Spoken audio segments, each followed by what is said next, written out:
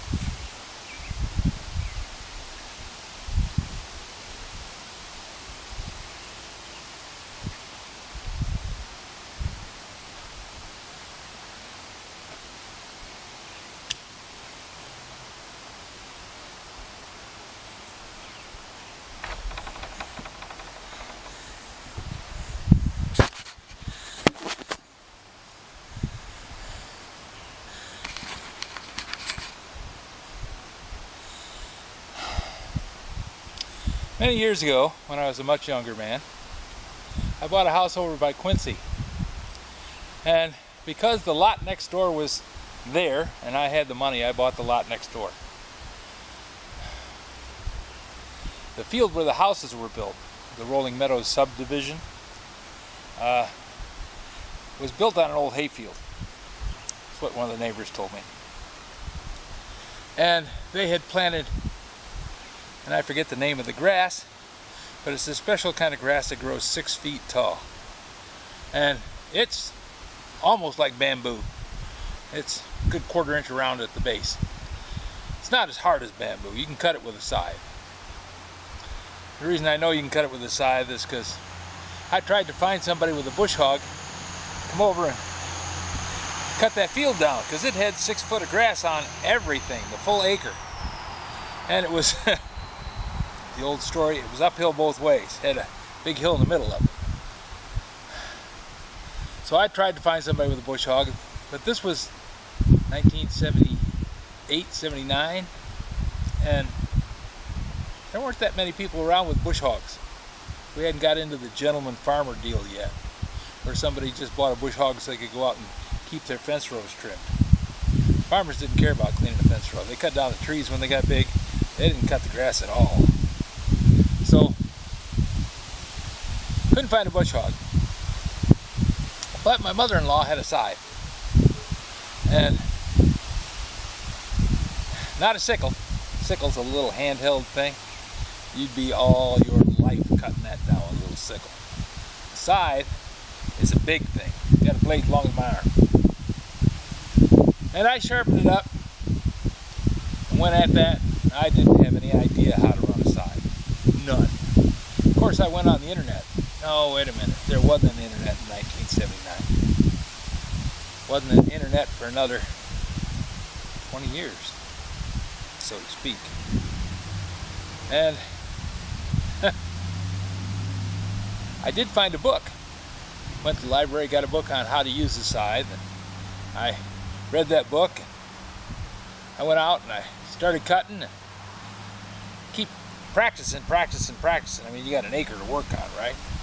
Now, somebody who really did that back in the old days would have laughed that it took me a week to get an acre cut down. But it took me a week, maybe a couple days more than that. Been a long time. And what I was doing, I was cutting the grass and piling it up. And I had me an old Ford pickup truck. We called it Ernie.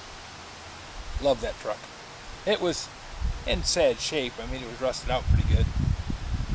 Main thing that rusted out was the two front mounts on the cab, so the cab kind of leaned forward. But it was drivable, had a V8 in it, and it kept running and did what I needed to do. Got me back and forth to work. Hauled me a good many years back and forth to work. And I beat the crap out of it. Part of the story is me beating the crap out of it. Anyways, you saw me hauling this stuff back and forth with the scythe, or the pitchfork. That's how I was hauling those bales and throwing them in the back of the truck. I'd pull the truck up next to the pile, and then I'd start picking up the grass and tossing it over into the pickup truck. I kind of got into the habit of just picking it up and throwing it over my shoulder in the back of the truck. That seemed to work pretty good. Once I got it up and going, it was easy enough to keep it going and then just kind of let it slide off the forks and go in the back of the truck. So most of that grass went over my head, which didn't bother me until after the first load. I had loaded the truck, piled it as high as I could get it. Then I had to take it down to the local landfill. Quincy had a landfill just about a mile and a half down the road from my house. Wet ground. Nobody wanted to plow wet ground, so they were going to fill it with junk. And they did. Of course, this was 1978. We were still kind of giving a wink and a nod to the EPA, and there wasn't any Homeland Security. There wasn't. Heck, you were lucky if you saw the sheriff once a week. Even then, we didn't consider it lucky. Anyways, I tossed all that stuff in the back of the truck, threw a strap over it, drove it down to the landfill, and started unloading the truck. And out came the snakes. When I dropped the tailgate, the snakes had gotten on the bottom of the truck, and they were just waiting for that gate to open so they could get out. There must have been a dozen of them in there. Nothing big, nothing like a big rattler or anything, although there could have been. There's rattlers in Michigan.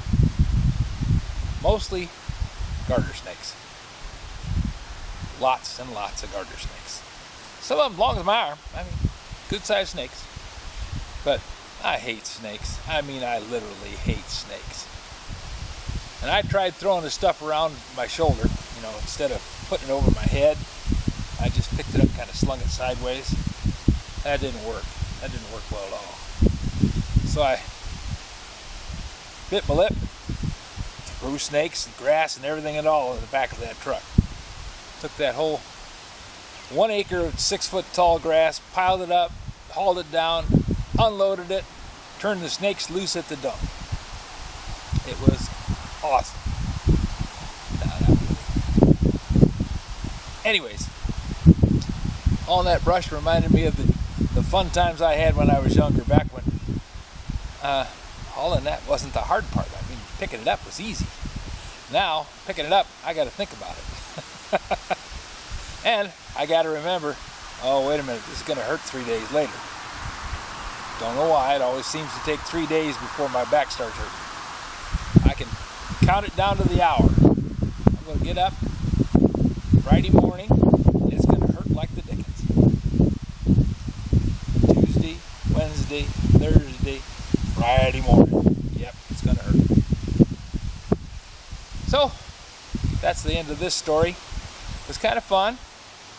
I was a much younger man, like I said. Amazing what you can do when you put your mind to it.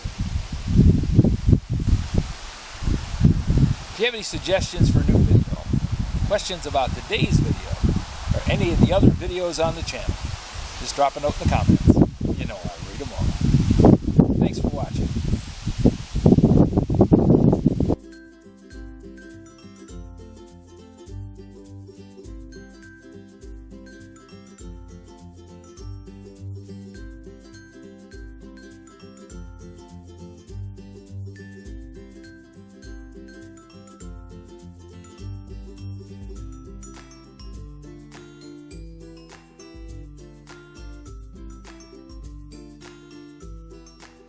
This video is not to be viewed by anyone under the age of 13 in the U.S. or 16 in the European Union without the express written permission of the parents or the legal guardians of the underage person. Such written permission must be on file at the local government entity in charge of enforcing the rules and regulations established by the FTC. Anyone violating these terms is admitting by default that they hold harmless the owners and operators of this channel. Any and all questions should be addressed to your local branch of the FTC.